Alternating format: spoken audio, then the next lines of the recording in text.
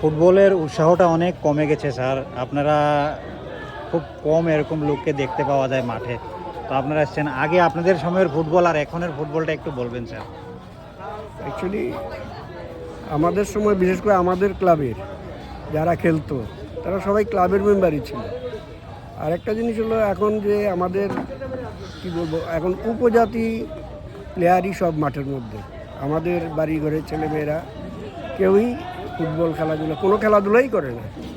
ওই কিছু কিছু আছে অন্য গেমে খেলে, যোগাসন এইসব। কিন্তু ফুটবলটা হারিয়ে গেছে আমাদের বাঙালিদের কাছ থেকে, যেটা আসল ছিল।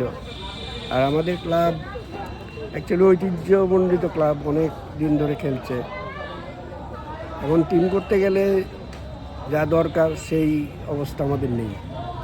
অনেক কষ্ট করেই টিম চালাতে হয়, কম বাজেটে। কিন্তু আপনারা তো মাঠটা ছাড়ছেন না, মাঠের সঙ্গে মাঠ তো লেগে চাচ্ছি না, আছেন। ওই যে ঐতিহ্য ক্লাবের চিন্তা করে যে টিমটা চালাতে হয় আর কি, কষ্টে, অনেক কষ্টই হয়। কারণ সবচেয়ে বোধহয় লো বাজেটের টিম আমাদেরই। আর মাখন ও আমাদের সাথে অনেক দিন ধরে আছে, চেষ্টা করছে। ভালো টিম কিন্তু বানিয়েছে, টিম খারাপ টিম হয়নি। খারাপ না, তবে আর একটু ভালো গোল গোল পায়নি। পায় না, ফরওয়ার্ডে প্লেয়াররা পায়ে বলটা রাখতে পারে না, এটাই হয়েছে। আমি সবগুলি খেলাই দেখছি আমাদের ক্লাবে। ঠিক আছে, ঠিক।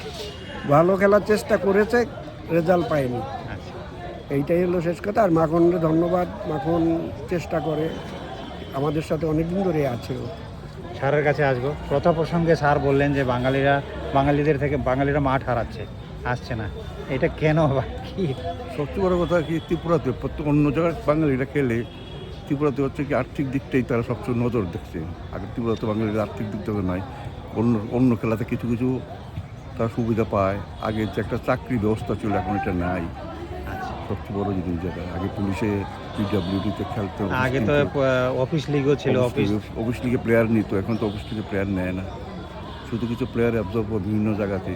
এখন তো ত্রিপুরাতে নেই, খুব কমই হয়, তাই বাঙালি আসতে চায় না। পরিশ্রম সাধ্য খেলা, সবচেয়ে বড় কথা পরিশ্রম সাধ্য খেলা, এটা করতে চায় না। এই স্যার, আমার দর্শক নতুন প্রথমবার দেখছে আপনাকে, স্যার আপনার শুভ নামটা বলবেন যদি। আমার নাম বিপ্রেশ করতে, আমি ফুটবলের লোকে ক্লাবের ট্রেজারার আমাদের। অনেক দিন ধরে জড়িত। অনেকদিন ধরে দেখছি। আর স্যার আপনার নামটা? আমি রজত কান্তি সেন, ক্লাব সেক্রেটারি। আমি ক্লাবের, আগে ফুটবল খেলতেন নিশ্চয়ই নাকি? আমি তো সন্তুষ্ট 4বার সন্তুষ্ট ট্রফি খেলেছি। চারবার। ফ্রেন্ডস ক্লাবের রেগুলার প্লেয়ার ছিলাম। আগে কলেজে খেলেছি, কলেজ তো আগে লিগে খেলতো, ওই 3 বছর কলেজ, এরপরে আমি ফ্রেন্ডস ক্লাব, আমি সারা জীবন ওইখানেই খেলে গেছি। এখন ওই ক্লাবের সেক্রেটারি, 2 বছর ধরে, মানে 2টো টেনিউর ধরে আছি, তাই চেষ্টা করছি।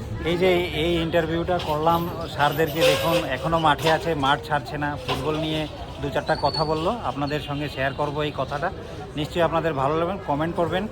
আর ওনাদের একটা ইন্টারভিউতে একটা জিনিস বেরিয়ে এসছে, বাঙালিরা মাঠ ছাড়ছে, বাঙালিদেরকে মাঠে দেখা যাচ্ছে না কেন? আপনারা নিশ্চয়ই বিশ্লেষণ, কমেন্ট বক্স আছে, কমেন্ট বক্সে নিশ্চয়ই আপনারা ওয়ার্ড আপনাদের মতামত লিখবেন। থ্যাংক ইউ স্যার, আপনাদেরকে thank you sir, thank you.